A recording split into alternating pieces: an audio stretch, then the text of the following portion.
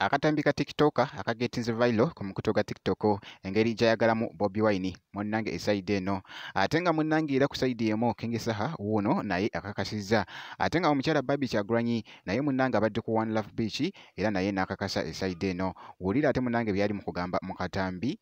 ekiri eno munnange esaidi eno ate nga munnange omuyimbi Spice Dana kyeyekola munnange ate Sweden kikabuka ngenda kusaba video gimpe like obeera nga tonaba n'okusubscribinga nakyo okikolere ddala era nga ngenda kubeera nga ntandika munnange wali n'omuyimbi King Saha abadde akakasa wano mu katambi era nga bw'olaba munnange abadde akakasa bitya agambye nti nno ye mumulaba kubeera na Bobi Wine munnange saidi eno ye nga agamba nti nno ebiseera ebyo munnange wali oluyimbi era lwabadde ali mu kuyimba wali ku mukolo ogumu ogwabaddeko munnange engeri gy'abadde asanyusamuko ate abantu olukonye ku Bobi Wine abantu munnange ne baleekaana esaidi eno mu katambi era nga bw'olabaawo ebiseera ebyo byagenda ebiseera byakolera nnyo ebiseera bino ebiseera mulaba kundaba na Bobi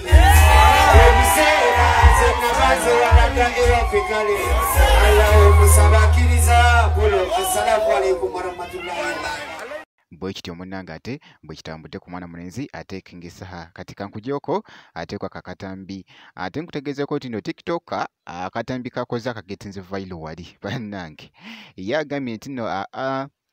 faani artist leka nteekawo faani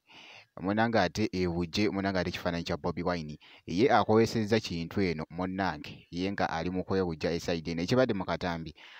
muganda wange ate kibadde kikabuka esaidi eno kibadde kikambwe akatambi ako katwedinze nnyo wali ate ku mukutu munnange ate ogwa TikTok. Let's watch this video. Look at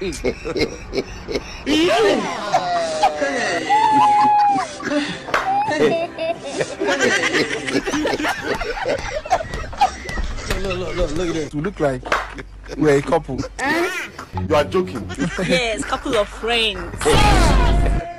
Era nga bwe kityo munnange ate bwe kitambudde mu katambi ako nkugambye video aziteekayo wali munnange ate ku mukutu gwe ogwa TikTok ziba mpitirivu nnyo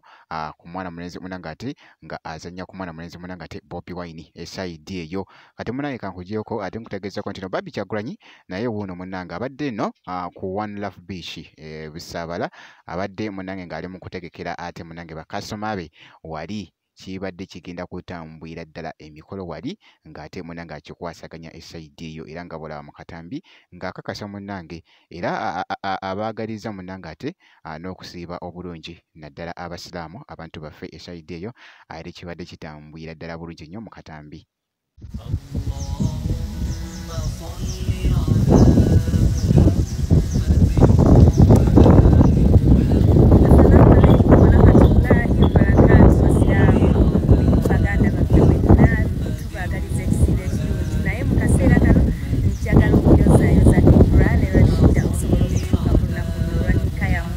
Tubagaliza obufumbo obulungi okuva no ku One Love Beach era tubasalira Allah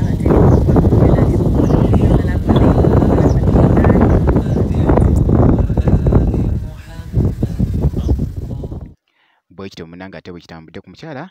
Barbie Kyagulanyi kati kankugyeko ate nkutegeezeko nti nno Spice Dana munnange ali eno e Sweden kyeyeekola kikabuka wabula nga wetwogera ku bakyala munnange abakyasinze okwambala abayimbi wano mu Uganda Spice Dana tosobola kubeera nga ate omulekayo muganda wange ayambala kye bayita okwambala era nga bw'olaba munnange abadde wali ate mu street ye Sweden munnange kibadde kitambwira ddala bulungi nnyo era nga ebifaananyi ebyo nga obiraba ku mabbali awo ate bitwedinze nnyo wali ku mukutu munnange ogwa Instagram fashion gubadde muzigo omwereere wali kw'ossa n'akatambi ako ate kataddeyo wali ku mukutu gwe munnange ate ogwa TikTok akagetinze viral ye mwana muwala nno ate omuyimbi Spice Dana bweti we mukyekinzeko esaidi eyo kiri mu kutambwira ddala bulungi nnyo mwana muwala munnange ate Spice Dana. By the way remix yaabwe gwekuyite goba esaidi eyo era nga ekyatambwira ddala yagikoze wali ne mwana mwala mwita ate Uncle Shumi era nga munnange lwe luyimba ate oluli mu kutambula eside eyo ku Spasidana kwesa ate ne Uncle Shumi eside eyo naye nga bwe nti munnange ate bwenkoze era bwencekize ku mwana mwala ono ate Spice Diana ngenda kubeera nga nkomawo ate maaso eyo kakasa nti nno obusubscribinga video osobola ogimpya like nakyo kibeera kitambwira ddala bulungi nnyo ngenda kubeera nga nkomawo ate maaso eyo katono nnyo bwe kiti.